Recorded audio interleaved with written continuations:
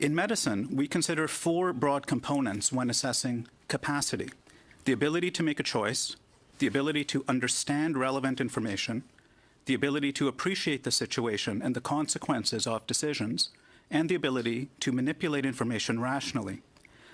Even when persons with mental illness can express a choice and understand and recall information, their appreciation of the situation, of present and future expectations, and ability to manipulate information rationally can be affected by the cognitive distortions previously discussed.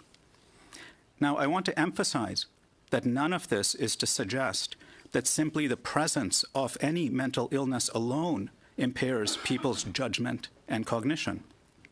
But by definition, in the PAD discussion, we are talking about the most severe situations.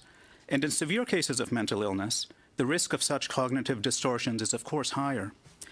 And we think with our brains, not with our hearts or limbs. All these issues speak directly to the court's concern about ensuring the person is not induced to take their life at a time of weakness.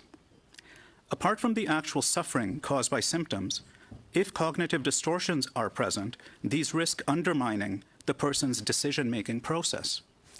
In the court's consideration of factors of coercion or duress, it would be as if the mental illness is undermining the person's autonomy to make a decision free from the influence of cognitive distortions.